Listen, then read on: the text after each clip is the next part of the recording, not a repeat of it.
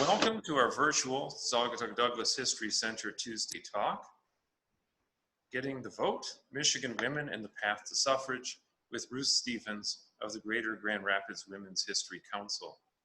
I'm Eric Golanek, the Executive Director at the History Center, and I'm thrilled that you're here. This is a program traditionally done in person at the Old Schoolhouse History Center in Douglas, Michigan, and due to COVID concerns and social distancing, we've moved our programs outdoors or virtual via Zoom. The mission of the Saugatuck-Douglas History Center is to preserve local history and inspire learning to inform and improve our community. We are a community-based and volunteer-driven nonprofit organization now in our 34th year. I'd like to thank our many sponsors. Our activities are supported in part by the Michigan Council for the Arts and Cultural Affairs and the National Endowment for the Arts. The SDHC is also supported with grants from the Michigan Humanities and the National Endowment for the Humanities as part of the CARES Act Economic Stabilization Plan. We also receive support from the Allegan County Community Foundation Legacy Grant Program. We also want to thank our supporting members. If you are not a member or would like to renew your membership, please visit us online to do so today. Our next program, a week from today, will take place on location, outdoors and socially distanced at the Saugatuck Center for the Arts, where Director Kristen Armstrong will present Looking Back, Looking Forward, the story of the SCA. And that's on August 4th at 11 a.m. Registration is now open. So please visit our Facebook page for more information on how to reserve your place in it. I'm going to transition here between our presentations and have Ruth start her screen share for her program today. Ruth Stevens is a retired professor of legal studies at Grand Valley State University, where she taught women in the law, among other legal studies courses. She earned her JD from the University of Michigan and a master's in library and information science from Wayne State University. She's currently member of the board of the Greater Grand Rapids Women's History Council and has spoken extensively on the history of women's activism and the path to suffrage in communities across our region, and is joining us today to talk about that larger context and events right here in Saugatuck-Douglas. So with that, I'll invite you to share your program, Ruth. Thanks so much, Eric. Thank you for inviting me today, and I really appreciate that the Saugatuck-Douglas History Center is sponsoring this program, and also that the center just moves so quickly to adapt, to put things online, and to continue with its full schedule of programming. And I think we all are really valuing our local cultural institutions right now, so I applaud the center for everything that it's doing under Eric's leadership, and also want to thank volunteers at the center for helping me fill in with some materials that I needed when I was researching, especially Susan B. Anthony's visit to Saugatuck. I want to thank all of you for being here on this beautiful Michigan day.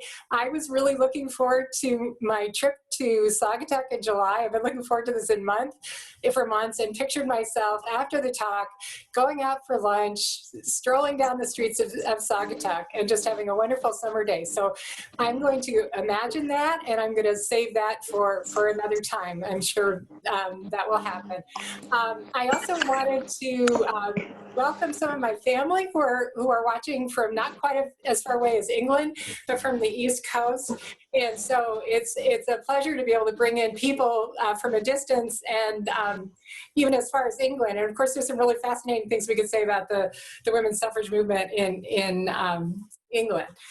And I'd like to talk a little bit first about how I got interested in this topic, and I really have to thank the Greater Grand Rapids Women's History Council.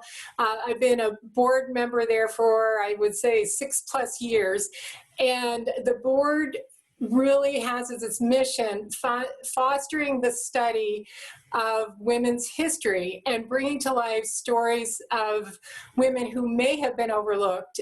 And we are still uncovering many stories that have yet to be told. And I hope that when I give talks, I'm inspiring people to look in their own communities for the untold stories and the people who have been overlooked, because so many mainstream historical records simply have not recorded the efforts of women, and in particular Black women. So in this talk, I'm going to give an overview of the Michigan suffrage movement with some local examples. And two things that I really want to stress is just the length of time that women in Michigan at the state and local level were working to earn the right to vote, how many decades it took for them to achieve the right to vote, and the persistence that it took in the light of really defeat after defeat after defeat. So I think we can all draw inspiration from the women who worked for suffrage, and learn from them also about how to work for social change and how to pursue civil rights and a more just society. The other point that I want to make is that the depth and breadth of Michigan women's involvement in the suffrage movement is very much underreported. We had a vibrant movement here, at times led by a state organization. At other times, the state organization was not as strong, and women in local communities were organizing themselves. So that one narrative of the suffrage movement would have us believe that basically our national leaders like Susan B. Anthony, Alice Paul, Elizabeth Cady Stanton were doing everything, and they kind of did a lot of work and gave some speeches, and then eventually women got the right to vote. But I think you'll see that really the reason that suffrage was achieved for women was not just because of the efforts of those women, and certainly have to give them credit, but also because of a lot of hard work on the ground by thousands and thousands of women whose names really we don't even know. And I'll mention a few of them in the talk, but there are just so many more that we don't even have names for. The other thing that I wanted to address in my talk, and that I really can't go into any depth, but I'm going to mention a few incidents in Michigan, is issues of race and racism within the suffrage movement. There are a few examples from Michigan that can highlight some of the tensions and issues around race that are within the movement, and that's something I'll be talking about.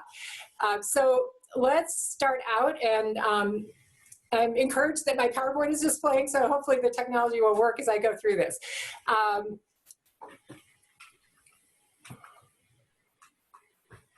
Of course it's not. Let's see.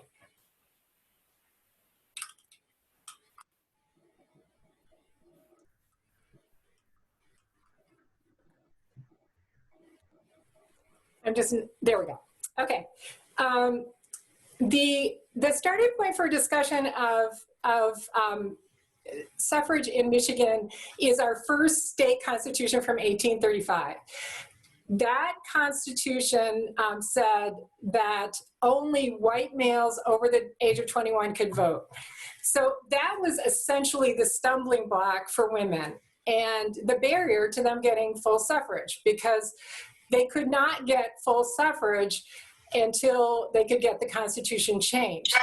And essentially what that would involve would be first getting the legislature to authorize a referendum on changing the Constitution, and then having the male voters support that.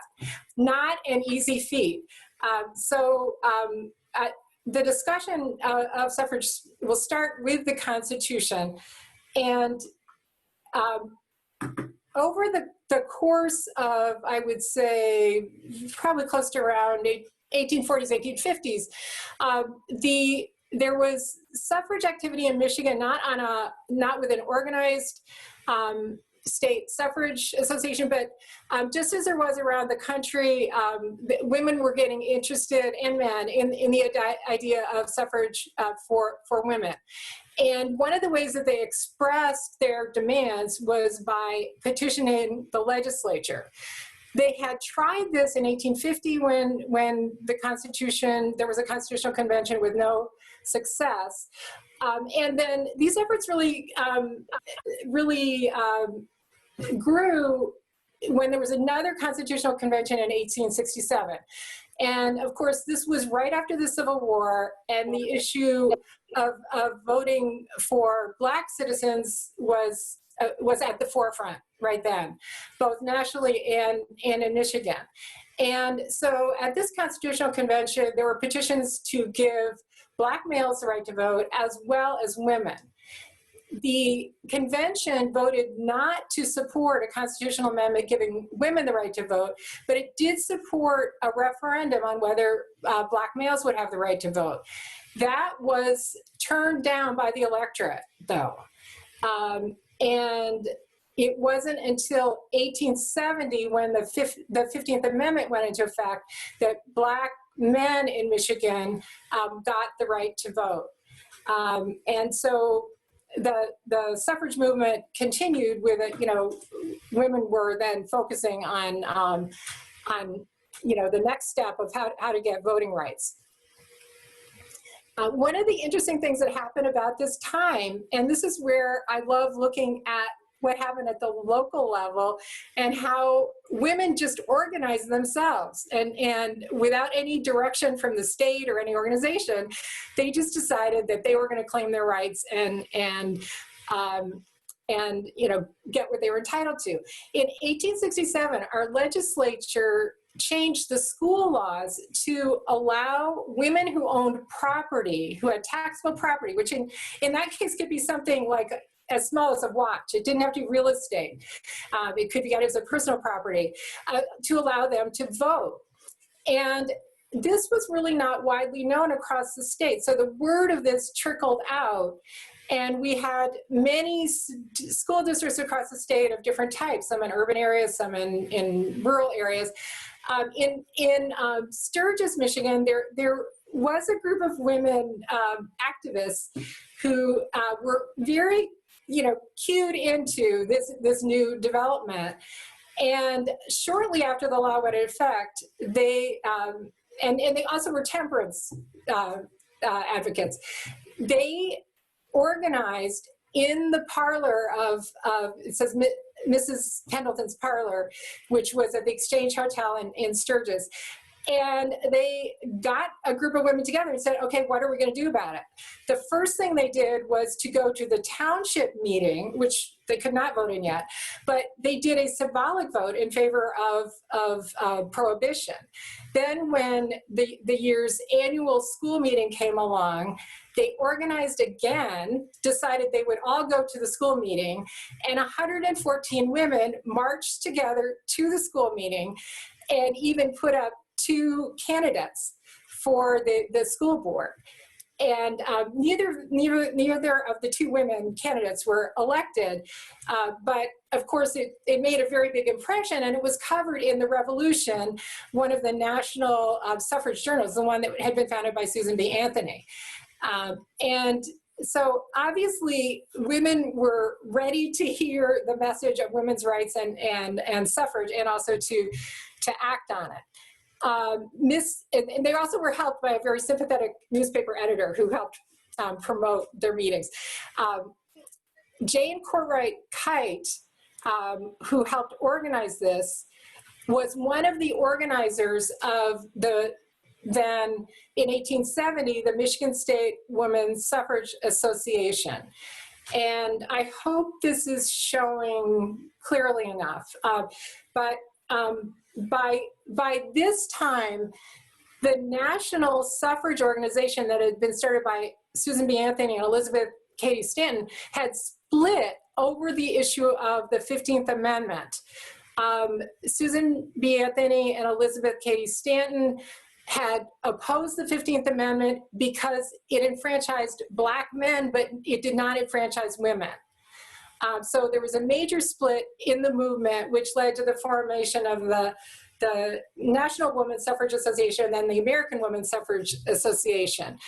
And in 1869, the American Women's Suffrage Association met in Cleveland, Ohio, and a number of people from Michigan went to that and were clearly inspired by it, and then came back and formed the Michigan State Women's Suffrage Association. So this is the first time we have a state organized suffrage association.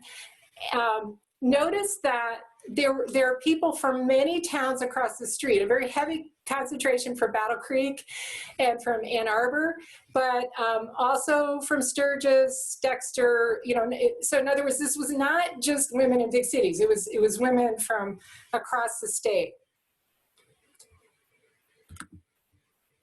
And they were very well informed about the aims of the national associations. The Michigan associations never directly allied with either of the competing national associations. I mean, they worked with both of them. They had leaders from both come and speak in Michigan. But one thing that Michigan women participated in that was part of a national effort in the 1870s, and you may be familiar with the story of Susan B. Anthony getting arrested for voting in 1872. Well, women in Michigan were doing the same thing. You know, as part of that same effort, they were trying to assert their rights under the 14th Amendment, which says that as a citizen, you're entitled to certain privileges and immunities. So they simply went to the polls and said, I'm a citizen, one of my privileges is to vote, and therefore let me vote. Sojourner Truth, the well-known abolitionist and suffragist, was living in Michigan at that time, and she went to the polls in Battle Creek to attempt to vote, and she was turned away. And so she never actually got to vote, and didn't lead to a case as it did with Susan B. Anthony.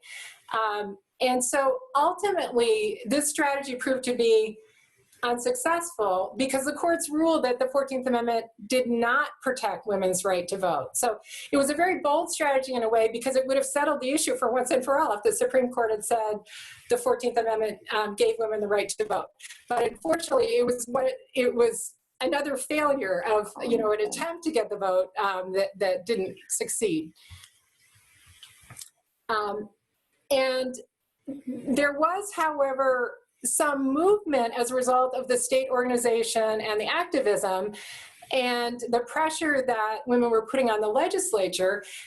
In 1874, the Michigan legislature was convinced through the petitioning to authorize a suffrage referendum on the issue of changing our Constitution to allow women to vote. And this drew national attention, of course, because at this early point, there were a couple of Western territories in which women could vote. But, you know, essentially, there hadn't been successful referenda in any state that has tried to establish a voting for women. And Susan B. Anthony came to Michigan to canvass for this. It would have been very significant if this had passed, because then the suffragists could have pointed to the success in Michigan and used it as, you know, leverage in other states.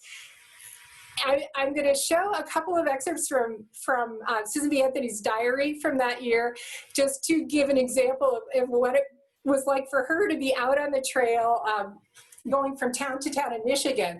Generally, her pattern would be to take the train and set up visits to cities along a train line. So she might go to, you know, Benton Harbor, and then to St. Joe, and, you know, arrange her visit so she could go from city to city and be in a different city each day. And in each city, she would have a host who sometimes would have her stay with them and sort of usher around. And during the time when she wasn't speaking, local people who were supporters would come and speak to her.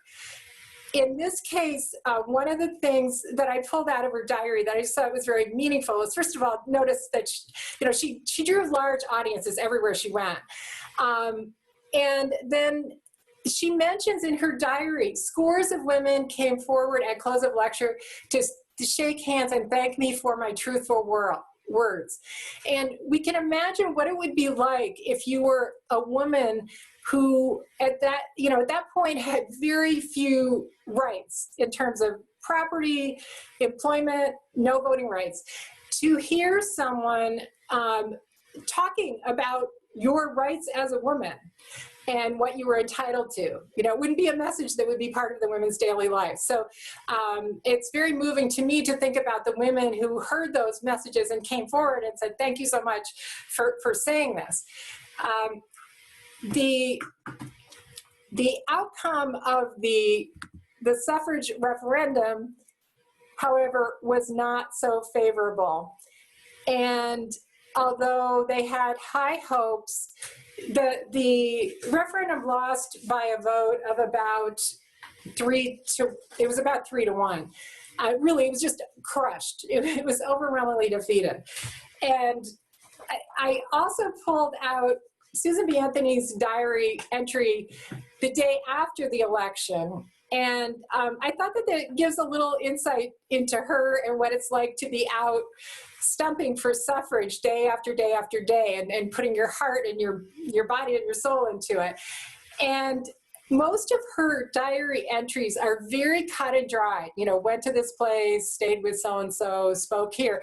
But in this one, you just get a touch of bitterness of this loss that she's saying, we lost, and we had every whiskey maker, vendor, drinker, gambler, every ignorant, besotted man against us. And then at the other extreme, every narrow, selfish, religious bigot. So there was a certain amount of bitterness, and also this illustrates some of the opposing factions that were people allied with the liquor industry, and also very conservative religious groups that felt that through their interpretation of the Bible that women should not be voting and be in more of a subordinate position in the home. And so I wanted to give this background before we talk about Susan B. Anthony's visit in Saugatuck, which I find really fascinating.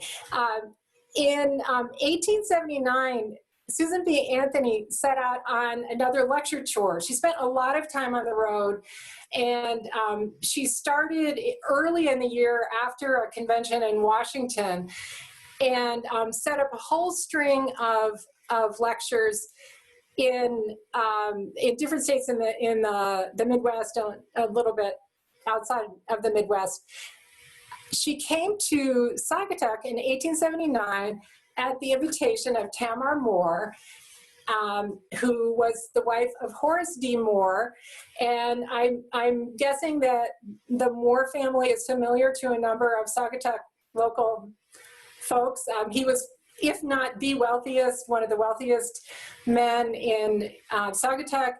He had made a fortune in the lumber industry, and he had he'd bought up a lot of land around Saugatuck before moving there, and it benefited somewhat from the Chicago fire in 1871, where there was a great demand for lumber for rebuilding. We have some information about Susan B. Anthony's visit to Saugatuck because one of their daughters was interviewed for a history of the first Congregational Church in Saugatuck, and her name was Winona Moore Sherwood. She recalled when Susan B. Anthony stayed at their home. This was in the early 1930s. She was talking about this, and she, in the history of the church, she just described her mother as a strong advocate of women's suffrage, and she said that she recalled listening to stirring arguments between her and her father, in which she tried to convince Horace Moore, her father, that women had a place outside the home. And so clearly she was a suffrage advocate. We're not clear exactly on how she came to invite Susan B. Anthony to Saugatuck. She certainly had heard of her visit to Michigan, but exactly how that transpired, I'm not sure.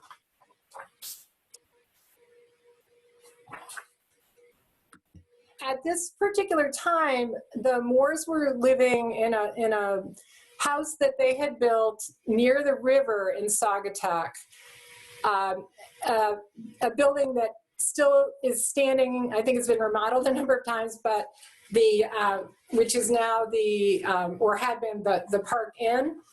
And this is a picture of their home from the 1880 history of Allegan and Berry County. So this is what the home would have looked like at the time that Susan B. Anthony lived there. It was just a large home, surrounded, by a lot of property, and very comfortable place for her to stay.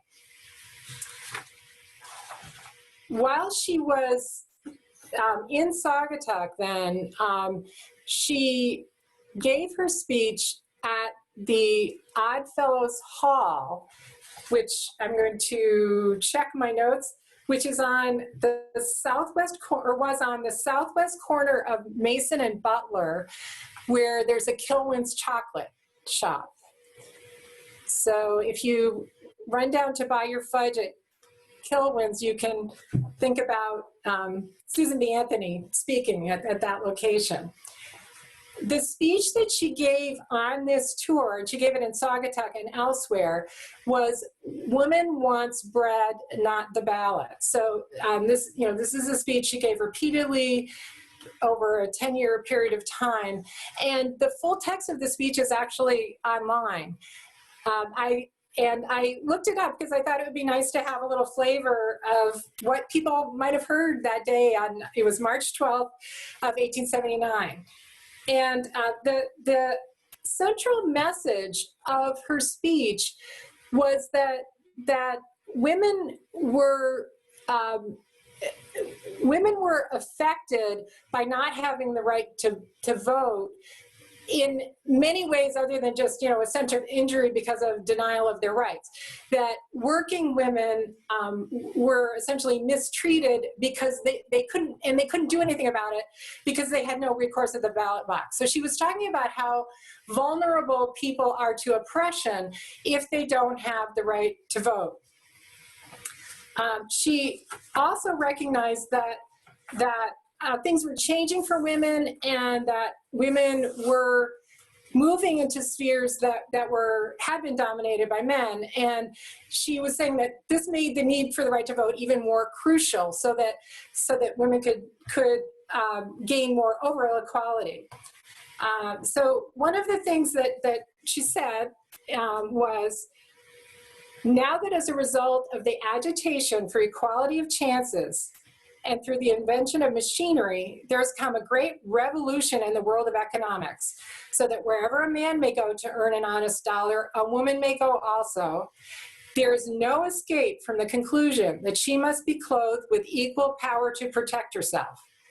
That power, the ballot, the symbol of freedom and equality, without which no citizen is sure of keeping even that which he hath, much less of getting that which he hath not." And this really, captures her sense of the importance of the ballot for women, in addition to it being a basic civil rights. The paper coverage of her visit is interesting. I've read a lot of different newspaper articles covering Susan B. Anthony's different visits, and some of them are ecstatic and talking about how great it was. Others are relatively negative. This one is a pretty neutral one, I think, just saying she's a fine speaker, she could be heard distinctly, she's laboring zealously. So it's sort of in the mid-range. You're not really sure what the newspaper thought about everything that she was saying. I also wanted to point out that in these tours that Anthony made, it wasn't all, applause and warm feelings from the crowd or from the newspapers. And later that year, when she returned and she did another speaking tour of Michigan, there was a column published in a Grand Rapids paper that was called Spinster Susan's Suffrage Show. And it was extremely derogatory. It attacked her appearance, which was a favorite thing of some of her opponents. and something that sometimes is used in contemporary times to attack women. And the writer described Anthony as a threat to all true, pure, and lovely women. So we can see at this time in Michigan, one of the reasons that suffrage had lost it in 1874, it was just too far out for many people. It was just too radical of an idea. So there was a lot of work that still had to be done. And that's really what Susan B. Anthony and the local suffrage groups that developed were working on. It was changing the attitudes, which took place slowly and over a long period of time. Another interesting aspect of the visit to Saugatuck, or that came out of my research on that, was that the Moore's daughter mentioned that Tamar Moore traveled to what the daughter described as a suffrage and temperance convention with Anna Howard Shaw in 1887. Anna Howard Shaw is probably the best known woman from Michigan at a national level within the suffrage movement. She was president of the National American Women's Suffrage Association in 1904 to 1915. And she, in 1887, was the head of franchise or voting rights for the Women's Christian Temperance Union. And there was a national convention in 1887, and apparently Mrs. Moore attended that. I also want to add that Mrs. Moore was responsible for starting a Saugatuck chapter of the WCTU after Susan B. Anthony's visit.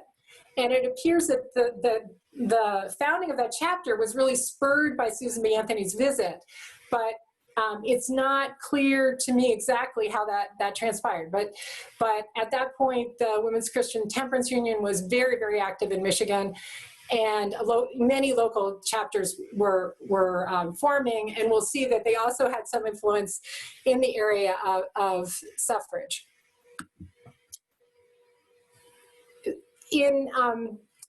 At this period of time, if we look at a suffrage map, there were only 2 locations where women had suffrage. That was in the Wyoming Territory and the Utah Territory. These are only places where women had full suffrage. The other states that are highlighted in a slightly darker yellow are states where women had partial suffrage, like Michigan, where women had the right to vote in school elections. We can see that from this, that Michigan was right out there in terms of being on the forefront of at least giving partial voting rights to women. And we'll also see, I'll show another map later, that really was the western states that took the lead in terms of granting full suffrage to Michigan. And I'd like to return to the issue of school voting for a minute, because there was an important development in that in 1881, because as a result of petitioning by the Women's Christian Temperance Union, which saw voting in school elections as very important to their mission, because they were trying to get education about temperance and abstinence from alcohol in the schools. The legislature expanded school voting rights for women to allow mothers of children to vote in their local school elections. This was a much larger pool of women that had previously been eligible. And so it made the voting rights more meaningful, and women really had more to work with. The fact that women could vote in school elections was really an exception in a way, because our Constitution in Michigan said the legislature had power over the schools. So courts found that the legislature could set up the voting eligibility for the schools, even though the legislature could not change it for voting in the other elections. So in 1881, mothers began to be eligible to vote in school elections. And this was a real galvanizing force for the suffrage movement. At this point, and I should have mentioned it earlier, the state suffrage movement had gone out of existence. It had, after the defeat in '74, they lost momentum. But the WCTU was working on this issue around education. And so women involved with the WCTU organized other women to show up at the school board annual meetings and put temperance or elect temperance candidates, sometimes men and sometimes women. In 1883, as a result of the temperance WCTU efforts, there were a number of women who were elected to school boards in Michigan. And I think this is very significant because we're talking about some of the earliest elective office holding by women. And this is before women can vote in general elections. So clearly there was somewhat of a coordinated effort between different areas. The candidates who were elected often had very strong ties with the women's suffrage movement.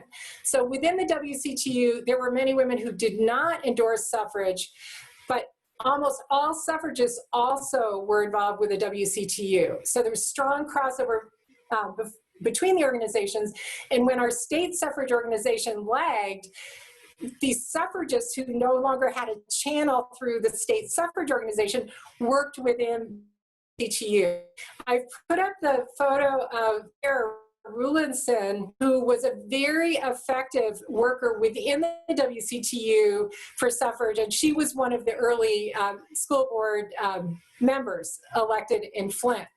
And of course, this then started a long tradition that we see today of women serving on school boards. And in fact, after 1883, women's involvement in elected positions in schools just mushroomed around the state. And one of my hopes is that we'll start uncovering more of these early women who served on school boards. Most of them really have not been recognized. And also the school suffrage became something that the suffragists could organize around and try to get people to go out and to vote for, even at a time when really they didn't have any other voting rights. Partly as a result of partly as a result of this activism by the WCTU, the Michigan Equal Suffrage Association was reformed in 1884, and then the focus was on municipal suffrage. So, and that of course would be important to people interested in prohibition because they would want to pass local laws, and that's what municipal suffrage is. It's voting for just your local officials. And so there was real focus on that.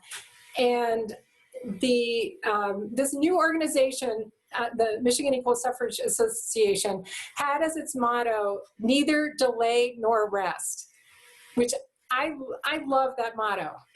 And I think it's one that we could all adopt when we're passionate about a cause, neither delay nor rest.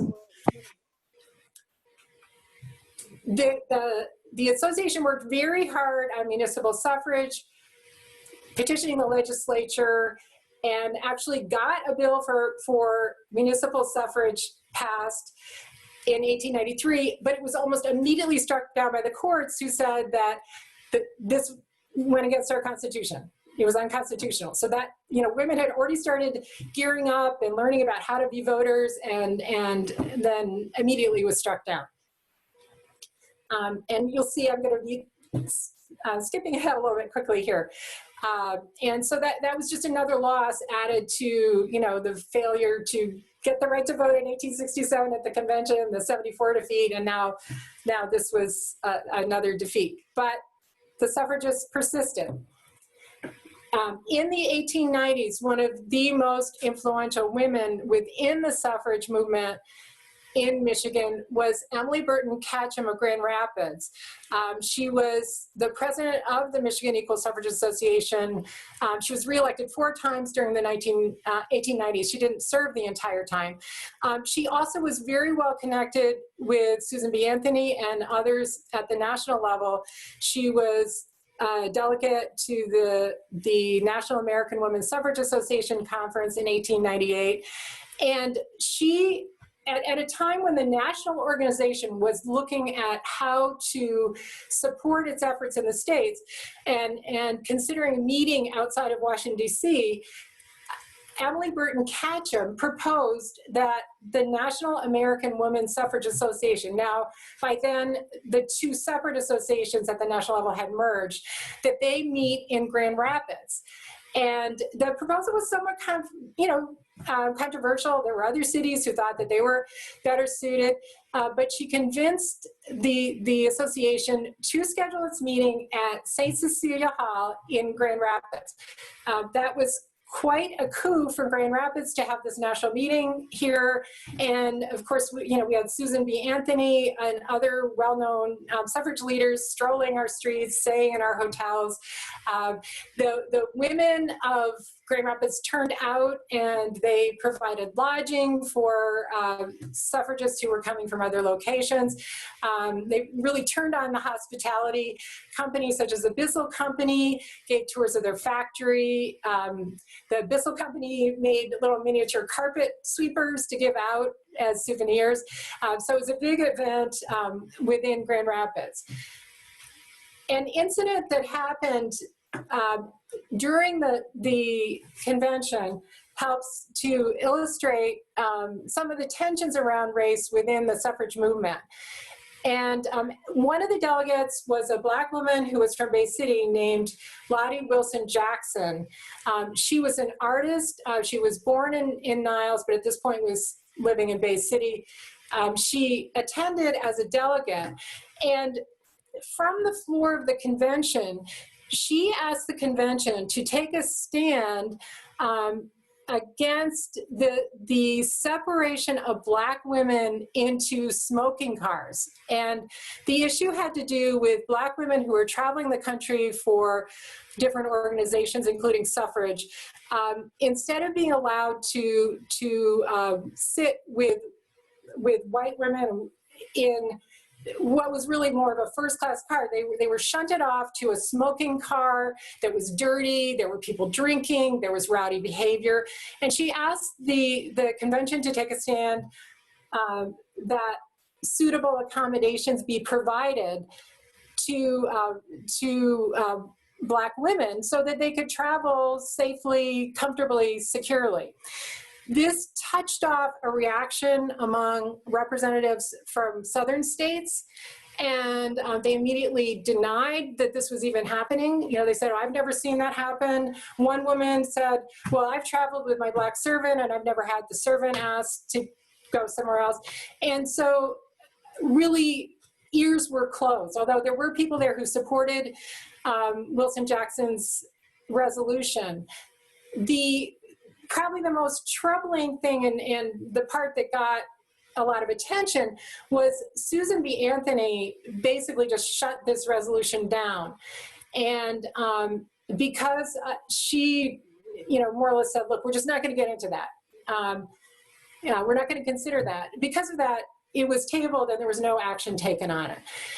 Elizabeth Cady Stanton was not at the convention but heard about it and was very outraged by this. But it just illustrates the position of Black women who are working within the movement. Here was a convention that was not segregated like some of the ones in the South, yet when a Black woman appealed to the other suffragists on this issue to really take a stand, they backed off. So it's something that certainly wasn't unique to this one convention. And so the suffrage efforts continued. One more attempt to get votes at a constitutional convention that did not work out. And I'm going to move a little more quickly now. I can see that I'm getting a little short on time. But after the turn of the century in 1900, really there was new energy infused in the movement. We had younger women starting. As the organizations continued, they just got more and more sophisticated in terms of their organizing powers. And Clara Arthur, in terms of organizing power, was a powerhouse. And she collected 225,000 signatures with her workers around the state in support of women's suffrage for the 1907-08 Constitutional Convention. But the convention rejected full suffrage and gave just a very small consolation prize of letting women vote on issues involving expenditure of public funds. Other things that were going on at this time, this is when women started doing more public displays to gather public support. And this is a picture of the 1910 Grand Rapids Homecoming Parade with the suffrage float. And this was just one of many things that women were doing to keep the issue of suffrage before the public and before the male voters who really held control over whether they would get suffrage. In 1912, we again had another suffrage referendum. And again, women, were out, they were collecting signatures, they were canvassing, they were writing to newspapers, they were going to state fairs, like this picture from the Michigan State Fair, to garner support. But this, again, was unsuccessful. And the interesting thing about the 1912 suffrage referendum was that initially it appeared that suffrage had passed. And even the commercial record in Saugatuck reported that although votes for women had lost by 60 votes in Saugatuck Township, it had been carried in the state. So immediately after the election, it looked like it had passed. But there was a recount, and sort of miraculously, for people who were opponents, votes were found, and it was determined that it had been defeated. And there was a lot of suspicion about this outcome, that there had been some kind of foul play. The legislature almost immediately authorized a new referendum, at which point there was very active and organized opposition to suffrage. That also failed. So once again, the suffragists have tried to get the Constitution changed with no luck. One of the interesting things from this period of time that was also going on, this is the period of time when Alice Paul was organizing in Washington and focusing on large displays of strength and demonstrations in support of the movement. Right, the day before President Wilson was inaugurated in 1913, there was a huge parade in Washington, D.C., and this is a picture of the start of the parade. And this was, enormous turnout, and really was one of the most celebrated incidents within the suffrage movement, and sometimes pointed to as a turning point in the suffrage movement. As the parade really started out in a very organized way, but people started crushing in from the sidelines, and there was a lot of criticism of how police handled it and whether they had done enough to protect the suffragists. The part of the parade that really interested me was learning more about the Michigan women who were there. If you can imagine what it would be like to take a train down to Washington in 1913 with your delegate of suffragists. Michigan, I'm not aware of any list of all the women that were there from Michigan. I think it's something that we need to figure out. But one thing that was notable about the Michigan delegation was that although attempts had been made to really minimize the presence of Black women in the parade and even to make them march separately, the Michigan delegation was one of the few delegations that was integrated. And among the marchers were Carolyn Bartlett Crane, who was a minister from Kalamazoo, and Mary E. McCoy, who was a Black woman from Detroit, who was very prominent, very active with Black clubs in Detroit. So they were together as part of the delegation. I'm going to just skip ahead a little bit. So the women continued organizing and putting pressure on the legislature, getting the word out to male voters. In 1917, of course, the United States entered World War I. And finally, at this point, the suffragists convinced the state legislature to give them the right to vote just for president. This is something that the legislature has control over because of the way the US Constitution is written.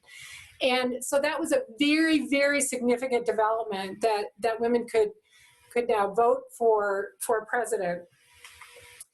This is a picture of the signing ceremony where we had representatives from different suffrage groups around the state with the governor signing the bill allowing for state suffrage. In the aftermath of this,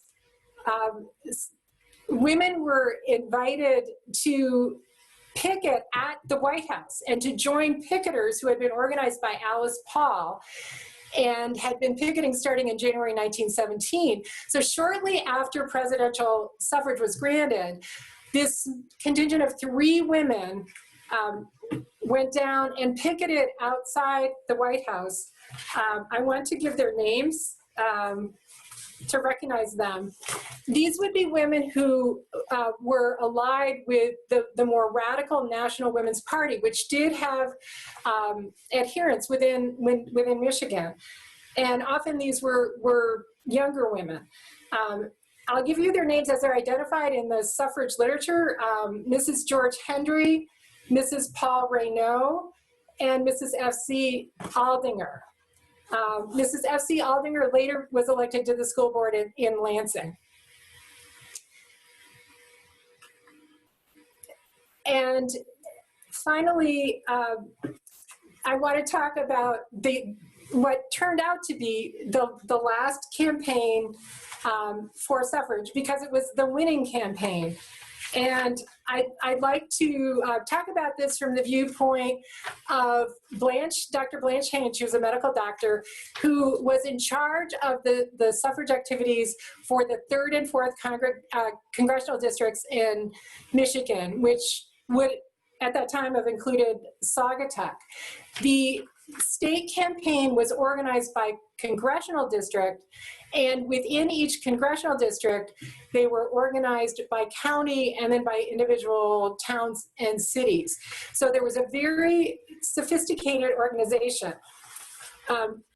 Dr. Haynes wrote a description of the work that was done within the 3rd and 4th district, and you can imagine that this was replicated in other districts around the state. She first got over 35,000 signatures from male voters to say that they supported the referendum. And this was by going door to door and getting the signatures.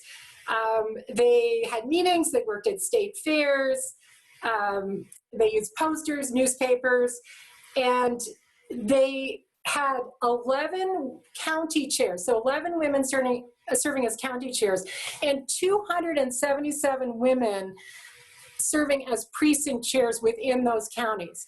So if you extrapolate this across the state, how many women were organized and working on this effort?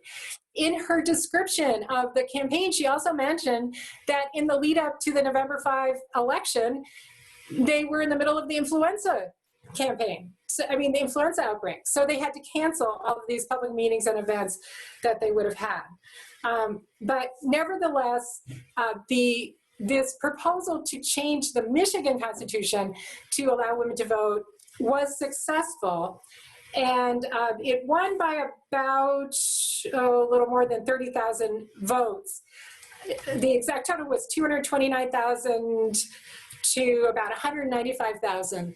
But I'd like to just point out that even though it won by a clear majority, there were 195,000 people who were voting against, or 195,000 men voting against women having the right to vote, even then. So even though the women had changed attitudes and made great progress, there still was a large block of people who thought that women should not be able to vote. But the passage of this state amendment was a happy day for Michigan, and this is what the suffrage map looked like after the Michigan passed its suffrage referendum. And you'll see that at this point, Michigan and New York were the only 2 states east of the Mississippi where women had full suffrage. And you can see that a large block of the states in the South that are in black, women had absolutely no voting rights.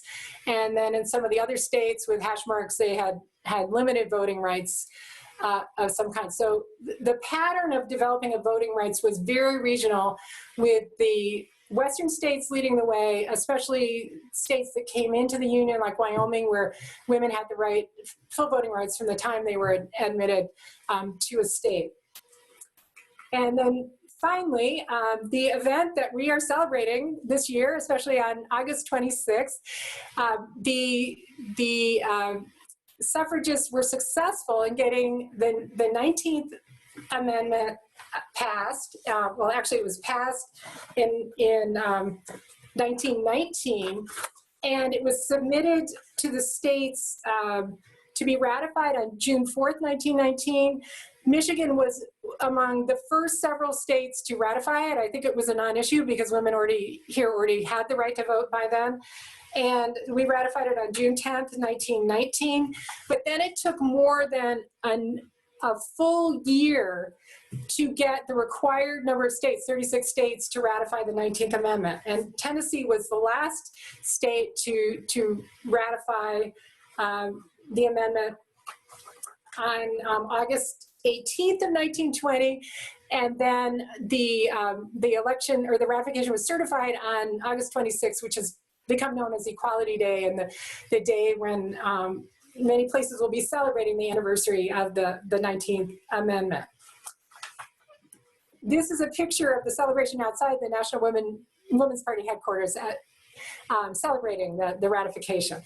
So I'd like to close with a quote from the history of women's suffrage about the work of Michigan women. And in the history, it tells very significant events in Michigan suffrage history. This summary of the work of Michigan women for their political freedom is most incomplete without the names of hundreds of workers who toiled, suffered, sacrificed, gave of their time, their strength, their money, year after year. But the list is too long. Every city, every locality had its special difficulties which had to be overcome, and the women were equal to the task. All contributed to the great victory. And when I read things like that, that's what really inspires me about the suffrage movement, and just how many women came together and just worked ceaselessly to achieve this goal. I would like to close by mentioning that if you'd like to learn more about the suffrage movement, one of our projects at the Women's History Council this year has been to develop resources on suffrage. We've got a digital suffrage exhibit that includes Grand Rapids, Michigan, U.S. resources, a guide for teachers. We have links to digital materials that are available at the Grand Rapids Public Library, and also something I'm very proud of because I worked on it. If you have any Girl Scouts in your family or friend group, we worked with the Girl Scouts to develop a women vote patch that Girl Scouts can learn by learning about the suffrage movement. All this information is on our website. So thank you very much for being a great Zoom audience. I wish I were actually with you all now in Saugatuck, and I may have used up all my time, but I'll turn it over to Eric and see if he'd like to open things up for questions. Thanks, Ruth. That was really wonderful. Thank you so much for all the work you did on Saugatuck, specifically in the context both statewide and nationally. It really struck me that that 1918 campaign happening during a pandemic and all of the activism that went alongside that and organizing really resonates with our own moment in history in ways that who could have predicted, 6 months ago or a year ago that we would be thinking along those lines.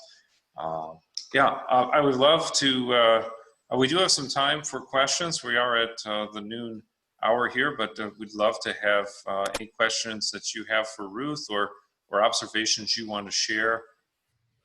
I've got one question in the chat here. Would you say something about the role of Carrie Chapman Cat and PBS The Vote? I just watched a very good documentary on PBS on Carrie Chapman Catt, and also the PBS The Vote. I highly recommend them. And to give more context, especially about the national movement. And I think of both of those also highlight the issues of racism within the suffrage movement, which is, all something that we need to know about and recognize. So those, I know that if you're a PBS member, you can stream those through PBS Online. So I definitely recommend those. Thanks for bringing that up. Other questions? You can type a question in the chat if you would like, or we can try as well. We've got 37 participants, but if you want to ask a question, you can go ahead and unmute yourself and go ahead and ask the question too. Hi, Eric. This is Pat. I just wanted to say I took a class recently that showed statistics about how women are much more critical of other women voting for office and don't overwhelmingly support them. And I have to think it's because so much of this history has been left out of history books, and your efforts to teach young women as early as possible what what the debt that we owe to these women who fought so hard and so long, and at the risk of their lives, and even some gave up their lives for it. So thank you very much. This is a great talk. Thanks. And we have to understand that it's not just famous people who contributed to the suffrage movement. I mean, it's people like you and me who stepped up and worked really hard. Yeah. There's a question in the chat, Ruth. It's were women imprisoned for activities in trying to obtain suffrage as in the U.S. or in Michigan as they were in the U.K.? Yes, they were, and that started, I showed the picture of the picketers outside the White House in 1917, and there certainly could have been arrests in different states, I suppose, but the ones that are most well known are the ones that happened when women demonstrating outside the White House were arrested and thrown in prison. Some of the women went on hunger strikes, and they were very mistreated, and they basically were arrested for exercising their First Amendment rights. So there were a lot of courageous women who did that. Going back to Michigan, those actions were very controversial among some suffragists back in Michigan who thought that the more radical fringe of women were just going too far, and they thought that it would create backlash against the movement. So there was disagreement about the tactics, which is also a pretty universal thing in any kind of social justice movement. Another question from the chat. Is it possible to search voter records to see where and when my grandmother or great-grandmothers may have voted? Oh, that's a great idea. I've typed in a couple towns, and I think it was in Coloma. I found that in their local history, they had gotten voting records from the clerk who had identified that the 1919 records are very significant. So you'd want to just check with your city because it would depend on where you're located. But I think it would be great, and I think it's something we all could be doing, would be looking for the women in our families who are active in this movement. Ask your local librarian for help. Other questions or comments you'd like to share? I'd just like to note how unusual all of the material about the early days and smaller communities in Michigan is.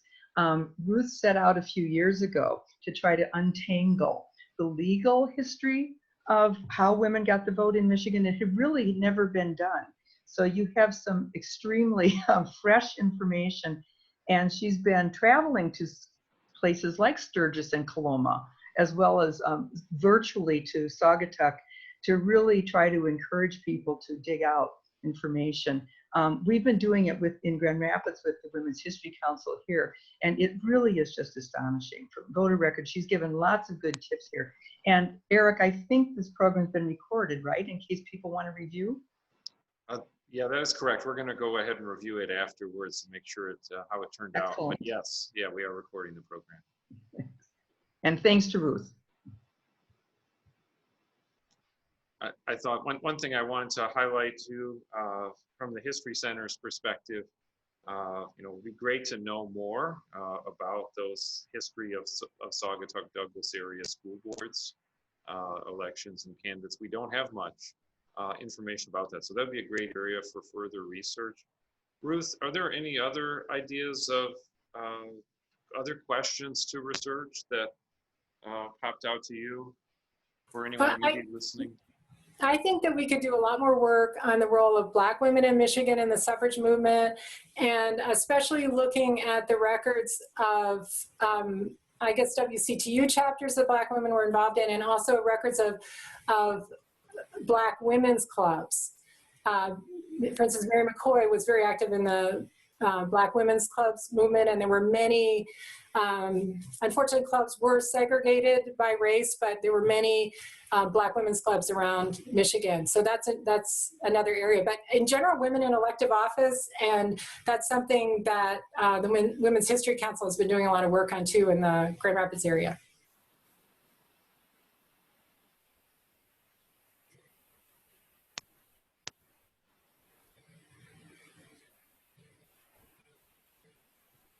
A couple of other comments here. Reminder that Black women didn't live only in cities, in larger cities, which is a really important point to note. Another comment here, a shout out for the Mrs. America cable drama that tells the story, it dramatizes the story of the ERA, Equal Rights Amendment in the 1970s, and the overlap of women's rights versus the rights of people of color and LGBTQ individuals. So, yeah. And then another comment here, any thoughts to maybe someday having a Susan B. Anthony Spoke Here plaque on the Kilwins building? Yeah, that would, public commemoration telling that story, I think is really important to Eric, if I could public just history. If I could add two things really quickly. Yeah. The one thing is that Susan B. Anthony's diaries for almost every year available through the Library of Congress, but the 1879 ones are missing. So it would have documented the whole visit to Saugatuck, but it's missing. But I also left out one very important piece of information, which was, yes, Saugatuck did support women's suffrage in 1918. So it did win in Saugatuck. Yeah. That's great. One other note that I had here, I'll share with the group. You mentioned of course, the stay at the H.D. Moore House at Park House, and for a brief time in 1913, that was also the very early home of the Oxbow Summer School painting, prior to moving to the Riverside Hotel campus where they're located today. So, not a direct connection there, but an interesting one to just think about culture and the arts and activism.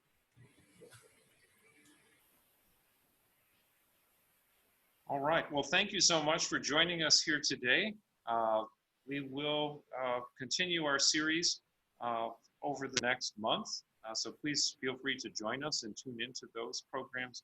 And we also do programs throughout the year, so please follow our Facebook, Instagram, Twitter, and our website for more information. And do check as well, our YouTube page has past programs that we've recorded, and we'll continue to update those as we move through the season. So thank you so much for joining us today, and please stay in touch. If you have other research ideas and leads and info to share, we're always happy to hear them. Thank you so much. Thank you, Ruth. Thanks, Eric. Thanks.